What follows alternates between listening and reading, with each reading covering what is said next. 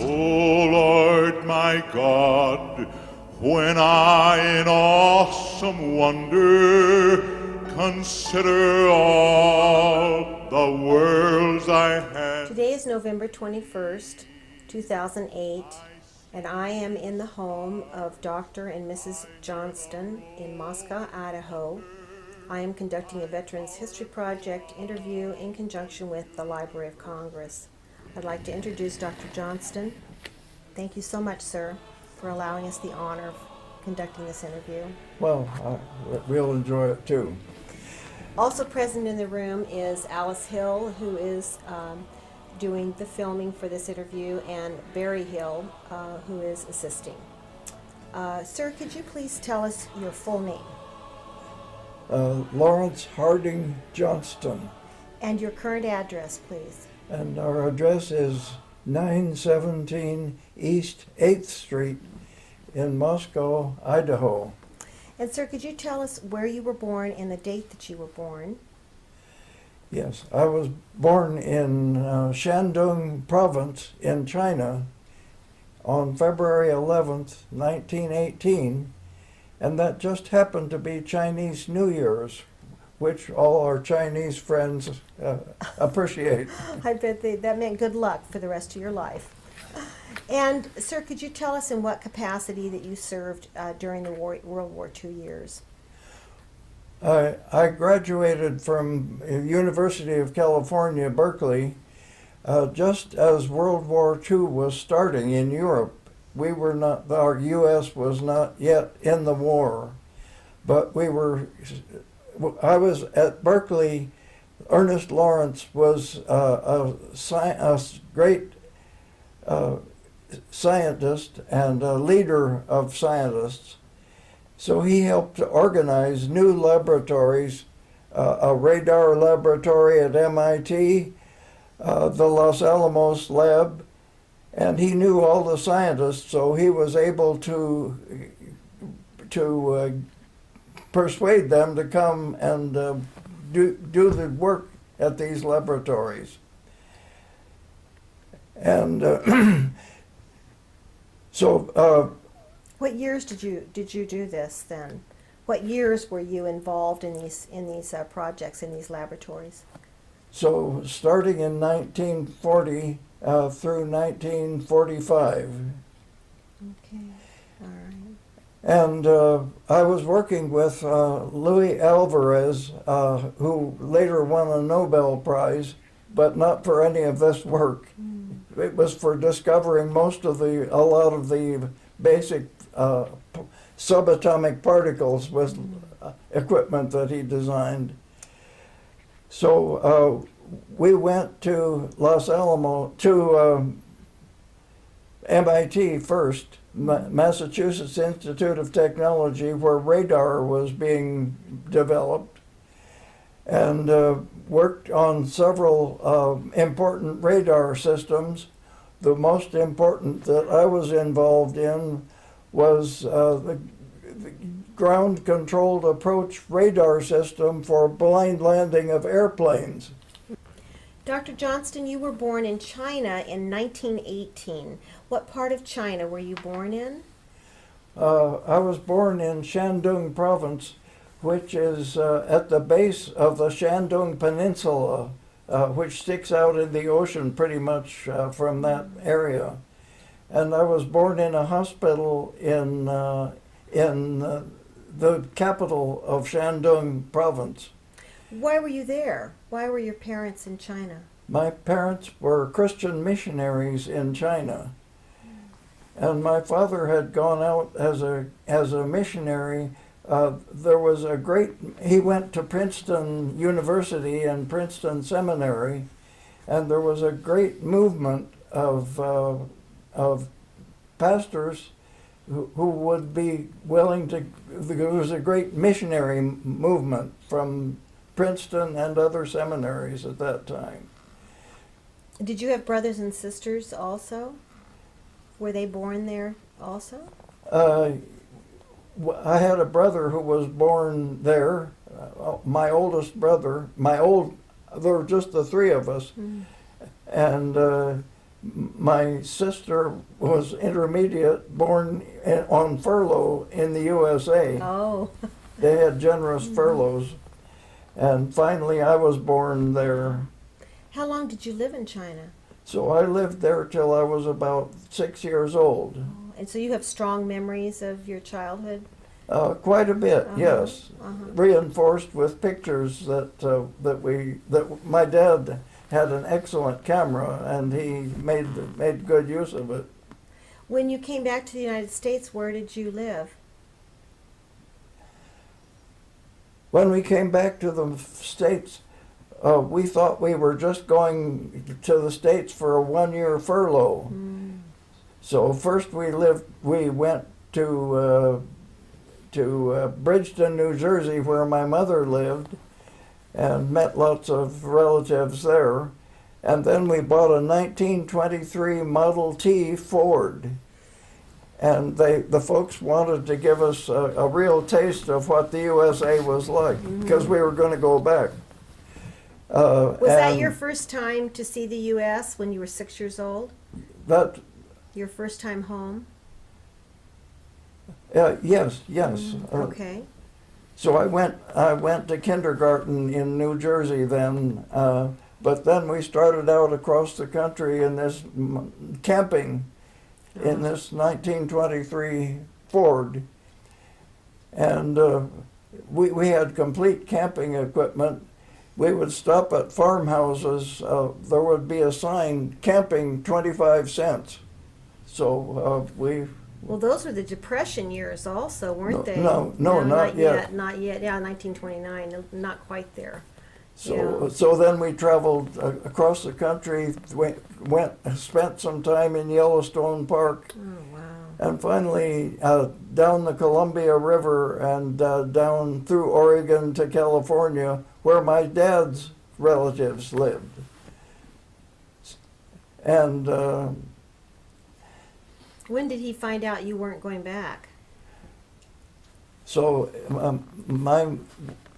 it gradually dawned on us that our mother's health was failing. Oh. It turned out that she was hyperthyroid, which made her heart work extra hard. Nowadays it would be simple to fix. But for most of my childhood, why, she had to take it pretty easy. So we kids learned to do chores around the house pretty much. And that's why you did not go back to China? And that is the reason we finally did not go back to China.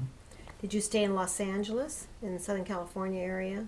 We stayed in the California area, and my father took on pastorates in various churches, in Presbyterian churches, Santa Maria, a little town near San Diego called Ramona, and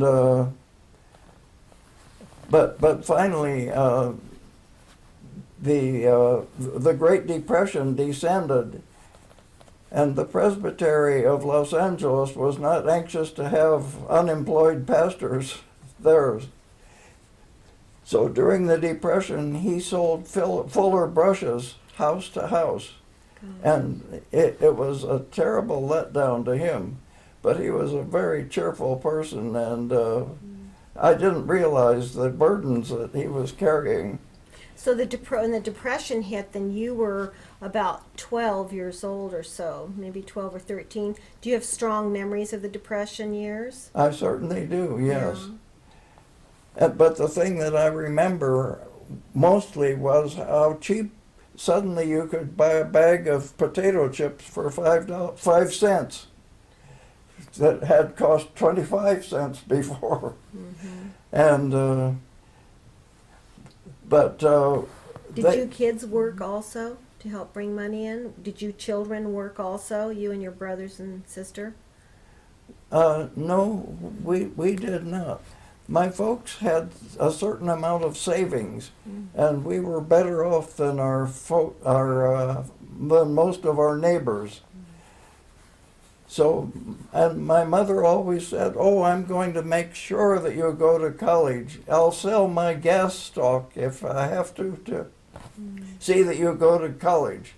Only later did I realize that it was just a small amount of money, but it. But the heart was there. She was just very encouraging. So you went to high school where? So I went to Hollywood High School. We lived in Los Angeles most of the time after the pastorates, which was a very excellent high school. I especially loved German there. Oh, really? You learned to speak German? I loved German because of the comic strip, the Katzenjammer Kids. And they spoke mixed English and German with German suffixes. So when the German professor opened up the first class, he greeted us in a couple of paragraphs of German. And I just started rolling in the aisles. And he said, "What's the matter with you? What's so funny?" I said, "Die Katzenjammer Kinder." He didn't think that was very funny. But I did very well in the class. We became very good friends. What were your other interests in school, in high school? Were you interested in any kind of sports or? No, I got a very early interest in physics. Really? Because my father was a temporary pastor in La Jolla, California, which is right on the ocean, wonderful place. And I had stepped in a tide pool and ruined my ankle. So for 2 weeks, I was hard to put up with at home. So my dad said, "Why don't we go take you to a library?" So the library lady said, "Well, what would interest you?" And I said, "Well, do you have any books that would tell about radio?" Because radio was a big technology in those days. Nobody understood it, but so she pulled out a book and about high school level, and it was a physics book. I said, "Physics, this is it." So it not only told you about how radio worked, but how you could build your own radio. So there was my foundation as an experimental physicist. Did it just connect with you? It did. just connected with you. Yes. Yeah. I learned that I could repair radios. Radios in those days used vacuum tubes, and we ran on batteries. So only fairly well-to-do people could afford to have them. But I found out that I could fix them when there was something went wrong. And I collected a lot of radio junk, which was wonderful. Nowadays you would call it electronics. Right. Yeah. What year did you graduate from high school? I graduated in 1936. And then in Los Angeles, there was a very good junior college. It's now Los Angeles City College. But those first 2 years were very good. The Depression was on, and they were able to hire very good instructors from Caltech. Caltech was nearby. And so they had very good instructors in physics. And so for open houses, I remember once they asked me, "Do you think you could fix up a Geiger counter?" A Geiger counter, the most amazing thing in the news was, so I did. I was able to, with trips to Caltech, to get some help. So I found that I could get help from almost anybody they saw that I was interested in this stuff, and they were happy to help me do it. So I put on a big demonstration at this open house of how a Geiger counter worked. And I had a sample of uranium nitrate, and I could bring it close to it, bing, buzz, buzz. So that was a wonderful experience. And you were there for 2 years? I was there for 2 years. But then my physics professor there said, You know, you really should, when you're through here, you should really go to Berkeley. Ernest Lawrence has invented the cyclotron up there. So that's the only place for you to go. So I did. How did you get in there? I mean, obviously you had the grades. Was it expensive? Did you go on scholarships? How did that work for you to go to Berkeley? Berkeley was practically zero tuition in those days for anyone who was a citizen of California. And a $27 activity fee, I think. And we had also had a wealthy grandmother, adopted grandmother at La Jolla, who when I needed a handout, she was there so I went to Berkeley with $50, and that would cover the room and board. But being an advanced student, having been at the junior college, I found that there were lots of jobs available correcting problem sets and working in labs and things like that. So before long, I was self-supporting at Berkeley. Were you glad? Did it feel good to be there? Was it a good choice that you made to go to Berkeley? Oh, it certainly was. I was just glad. Mm-hmm. The first day that I arrived there, I went into LeConte Hall, which was a physics building, and there was a row of mailboxes. So I started reading the names on this. I wonder if Ernest Lawrence is here. Sure enough, there was Ernest Lawrence, the inventor of the cyclotron. And excuse me, how long before you met him? He was a very hard man to meet, so I only met him a few times. My real contacts were through Louis Alvarez. I took a course in modern physics from Louis Alvarez, and I went up to his office one day to get some help on a problem set. And so I knocked on his door. This is way up on the 3rd floor. And he said, "Oh, come in, sit down. Are you enjoying the course? What do you like to do?" And I said, "I like to work on radios." So he said, "But I also heard about the cyclotron here, so that's why I came to Berkeley." Would you tell us what a cyclotron is? Oh, yes. A cyclotron, in colloquial language, is an atom smasher. It accelerates particles by it has a huge magnetic field that confines charged particles to a circular path. And each time it goes around, it gives an extra energy. So it spirals around until it's going at maybe 1/10 of the speed of light. And then they let it run into something, and you have a nuclear reaction. And you knew that then? You understood that concept? Yes, I knew that. And at Berkeley, when I got there, they were embarrassed because artificial radioactivity had just been discovered, that you could bombard something and get a radioactive substance. But it was discovered in Europe using very basic equipment. But their whole laboratory was buzzing with radioactivity, and they didn't even know it. So Alvarez said, "Come around to the radiation lab tonight, and I'll show you around." So I went in there, and there were a bunch of people sitting around the control room for the cyclotron. And so that was my introduction to the cyclotron. So soon he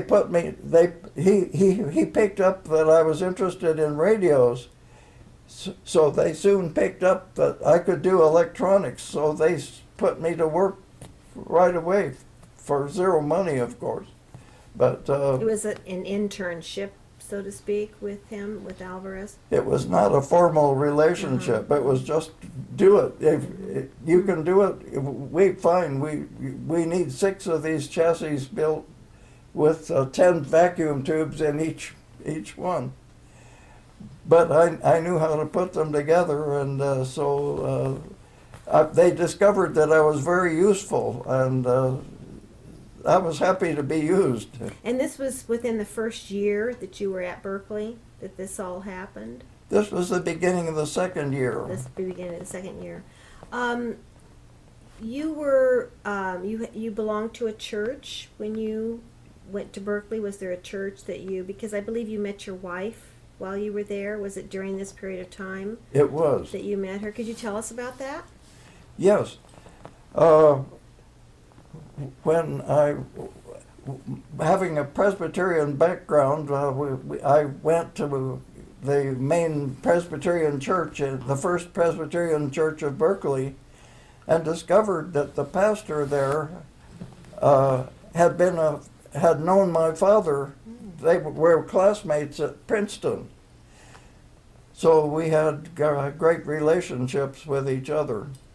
And they had a great, for most boarding houses for students, they don't serve Sunday dinner, supper.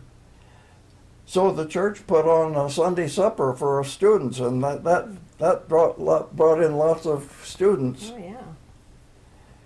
And there was a young people's society, and I was elected to a minor office in that, which was to run the prayer meetings before the meeting of the Young People's Society. So one of the first times, there was about 20 people up in that upper room, and so kids had various prayer requests for their families and things like that, and for the meeting to follow. And so we started to pray, and I heard this woman pray. I said, that woman knows God in a very, very personal way. So I opened one eye, saw who it was. And then I said, does everybody, when the prayer was over, does everybody know each other here? Why don't we go around the room and give our names? Little sneaky. And so afterwards, I approached her and said, would you like to come up to Telegraph Avenue with me and have a root beer? I learned later she doesn't like root beer, but so she accepted, and that was the beginning. Oh, and that was the beginning. And so you continued then your unofficial internship with Alvarez, is that correct? Yes. Yes. And so where did you go? What happened from that point? At that point, this was in late 1939. The Depression was still on, but they had some teaching assistantships available, but they had about 100 graduate students. But Alvarez saw to it that I got one of those teaching assistantships, helping him in a modern physics lab. So I was enjoying doing that. And Alvarez then said, look, Ernest Lawrence wants me to go back to MIT. They're having a meeting of some people there. So you'll have to handle the lab all by yourself. So you can do it, of course. And how old were you? Oh, I was about 19. So, and everything went well. I had already taken the lab, so I knew pretty well what was going on, and I knew how to improve some of the experimental tables where the experiments were done for the lab. But then Alvarez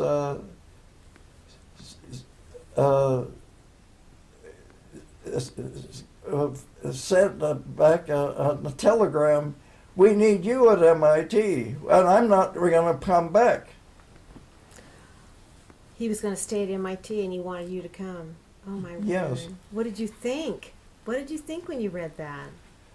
I said, "Hey, that sounds exciting." What about your girlfriend? How did you break that news to her? Well, here's how that happened. Previously, so he said, "And as long as you're coming, you can drive my car out to MIT," because he had taken the train thinking he was going to be coming back. So so here I have his car, and I went to a little town in the Sierras called Bishop, California, where Millie lived. And so I told her what was going to happen, and we got engaged. Very exciting. So then I went on back to MIT and found a place to park, and What was it like walking into MIT? What did you feel like? it was such an impressive front, Corinthian pillars, and a small door where I could go in, and an automatic door opener, the first I'd ever seen. And I asked somebody, where is room 4133? That's where I'm supposed to go. They said, "Oh, right around the corner here." So I went around the corner, and the hallway was blocked, and there was a guard with a gun. And but he was a very nice guy, and he said, "What can I do for you?" And I said, I want to see Louis Alvarez." So he picked up the phone, and soon Alvarez came.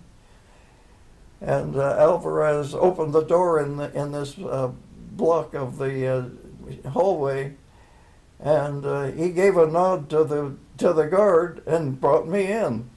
No security clearance, no nothing. The only way that the lab had just started, and so he told me what the lab was about: radar, microwave radar. And it had just started about 3 months before, and it had started because the British decided to share some of their greatest secrets with us, including the magnetron,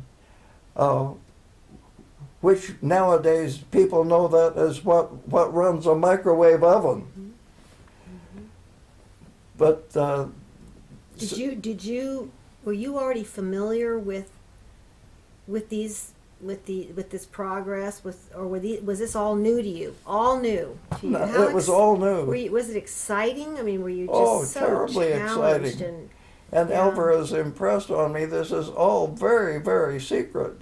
So what I'm going to tell you is all very secret. So he said, "This is radar," and I said, "What's radar?" And he told me, and I guess everybody knows now about radar.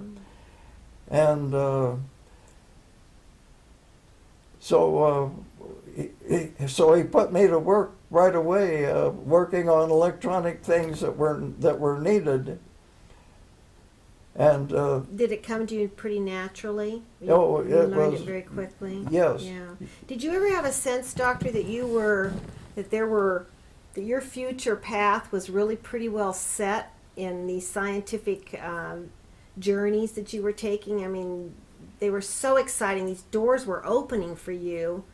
That's a very good description of how it was. It just seemed, I hardly had to make any decisions. Yeah. Did you ever have a sense, though? Did you ever stop and think at that time, my life is meant to go here because this is... I did. Yeah. Oh, did you? Okay, good. Yes, I had a pretty strong faith that God was guiding me, and seeing these doors open up certainly confirmed that. Right. Yeah. And how long were you there at MIT? So I was there from I arrived in January 1941. The lab had just been opened up, and I left there in 1943, and Alvarez had already gone to Los Alamos. 1941, January 1941, you were engaged but not married yet. Was there any sense of a war coming? Had you heard any rumblings of the war that was coming? Oh, yes. The movements in Europe, Hitler moving, and Yes, and France, the Japanese. France had fallen, Okay. and Britain, the big evacuation at Dunkirk, Right. where the British Army was able to be pretty much ferried across the Channel. Did you have a sense that America was going to jump into this war? Because we were still pretty isolationist mood at that point. I did not have any feeling about that, but we were very close allies with the British, and we were helping them with Lend-Lease equipment, and our ships were being sunk by German submarines very close to our shores. So, so the very first, the lab was founded with the idea of putting a radar in a British night fighter so they could shoot down the bombers. The Germans were bombing Britain nonstop. Is that why the British shared that technology with us to help us develop that? That is exactly right. And what did that evolve into? Was it ever used for that purpose? oh, absolutely.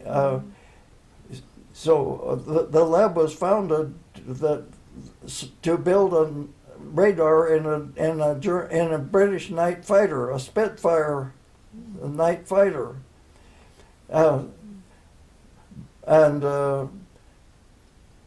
so of the various projects that I was working on, they told me your next project is to put a radar into an A-20 fighter bomber.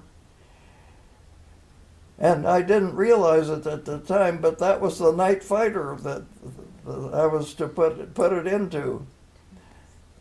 So they had 5 sets of equipment could make complete radar sets. So they gave me one of these sets, and I put it together and had cables made for it, and had a mock-up of the airplane made out of plywood, and just where to put it in each location, 2-seater front and back seater. And so it came time to take it to Wright Field in Dayton, Ohio. That's where Wright-Patterson Air Force Base is. And but the A-20 was supposed to be waiting for me. So when I got there, the airplane hadn't arrived. So I set up the radar in one of the hangars and got it all tuned up. But every day I went to Colonel Yeager, who ran the place. But when did we get the A-20? Finally, after about 3 weeks, no, about a month there, he said, there's going to be an indefinite delay. Why don't you just leave the radar here and we'll install it when the time comes? So at that point, I went back to MIT then, and found that Alvarez was interested in developing a radar blind landing system for airplanes. And the genius of this was that you put a radar on the ground right next to the runway where the plane was supposed to land, and you could see the airplane coming in, and you would talk to the pilot. You had on your scope, you could see the path that the airplane was supposed to fly, and you could tell him, look, fly right a little more, a little left. So the airplane didn't have to have any special equipment in it, just ordinary radio. And that worked out very successfully. How did you convince the pilots to trust this? They didn't know what it was. I mean, that's real trust. It was, yes, it was faith.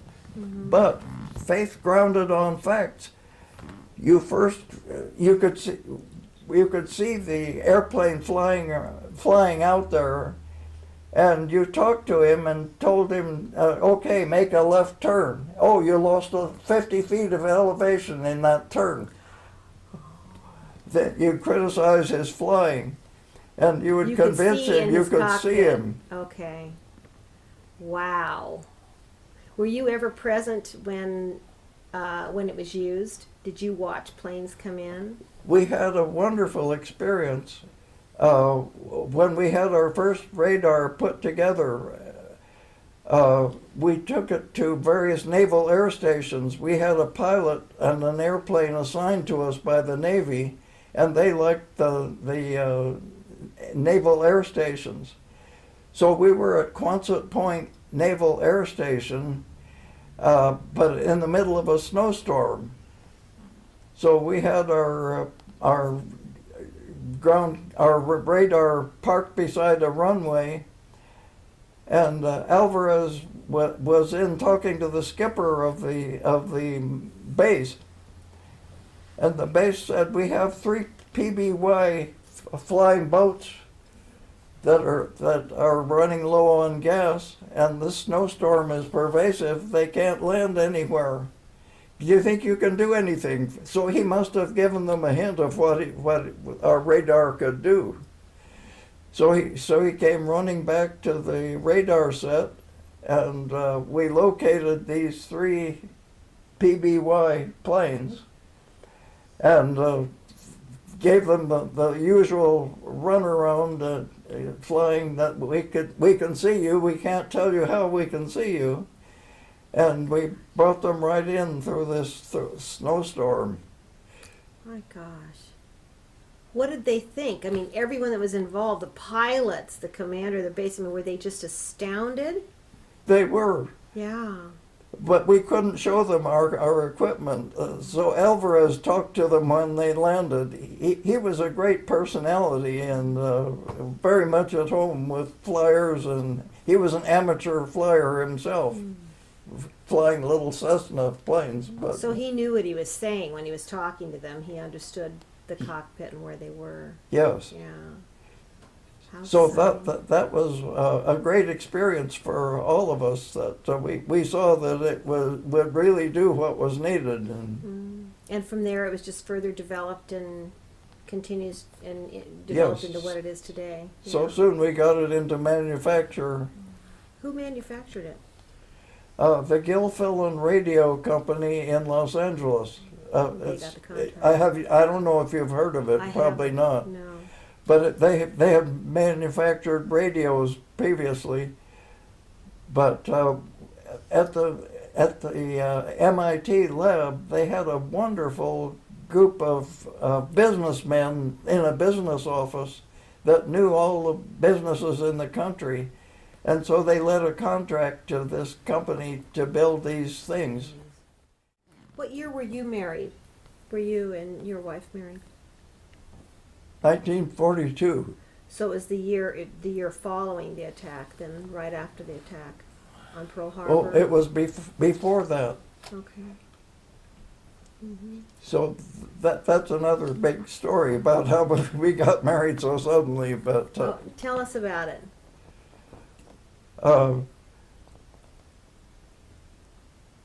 We were riding back and forth. She was finishing up her college work at Berkeley, and we had agreed we would be married right after she graduated. But we were getting some misunderstandings and not writing very often, and I was down in the dumps. And Alvarez said, "What's the matter?" So I explained to him, and he says, "Well, then we're going to send you right back to Berkeley and settle this matter. He was that sort of a direct action Well, kind he of. wanted you on par. He wanted you to have your mind on working, and obviously it wasn't. Yes. So he said, I'm going to make you a secret courier, and that means you can fly. During the war, to fly was took very high priority. Oh, yeah. So go to the travel office and pick up your tickets. And here is a letter to Ernest Lawrence at Berkeley. So this is a very secret message that you're to give him. And don't let anybody see it or anything. And so when I got back to, flew into Oakland and Berkeley then, and so we got together and they decided that we were going to get married. We got married in a big hurry, and the Mildred's sorority girls got everything ready, and and one of them had a beautiful wedding dress that she loaned to Millie to get married in. So they just supplied whatever we needed and decorated the place and made it possible for us to have a wonderful wedding. And in the meantime, I had this secret message for Ernest Lawrence. So I took it up to him, and by then he had quite a penthouse built up on the hill above Berkeley. And he said, well, how are things going at MIT? And so I told him, he knew how all those things about all these projects had started them, had a lot to do with starting them. And so he said, on your way, stop at the travel office and they'll give you some airplane tickets. So we got married there. My father was a pastor and he came. Her father was also a pastor, but he was sick. So we got married there and soon found our way on a DC-3 back to MIT. And Alvarez liked Millie real much. So we were going on a big safari then to various naval air stations to work with our planes, our landing system. And he said, well, look, you're just married. Why doesn't she come along with us? So she heard all the jibber jabber, which was strictly against all secrecy agreements, and so that was a great experience. Your first daughter was born in 1943, and then while you were living in Los Angeles temporarily, and Right. then you went back to MIT, and then tell us how you ended up going to Los Alamos. How did that happen? Well, that happened because Ernest Lawrence, who knew what was going on all over the place, knew that the Fat Man bomb was being developed at Los Alamos, and they were having a lot of problems with it. And the Fat Man, tell us what that is. And that is the implosion type of bomb, the kind that was dropped on Nagasaki. It used plutonium, was the unique thing about it. There were no other bombs like that as yet. This was the very first one. The very first bomb was called the Little Boy, which used uranium-235, which was being very arduously separated at Oak Ridge, Tennessee, in huge magnetic separators and at very great difficulty. But they produced enough for one bomb, which was the one dropped on Hiroshima. Now, had you heard about this development when you were at MIT? Did you know anything about it before before Alvarez asked you to come to Los Alamos? You didn't know anything about it? No, I did not know anything about it. And so when he asked you to come, you didn't know why? That's right. Oh, okay. But I digress. In order to get separated from MIT, in those days there was a draft of young men, and so when I got back to MIT, I told the director that I was going to Los Alamos because Alvarez had said, "I want you to come," and he said, "Well, is your stuff on the blind landing system all finished?" And I said, "Yes," and all the further work on it is turned over to George Comstock, who will be a very good group leader. He said, "Well, we have some very good things here that we want you to do. We want you to be a liaison officer to Britain for the lab." And I said, "But I want to. Alvarez wants me to go to Los Alamos," and he knew the heads of labs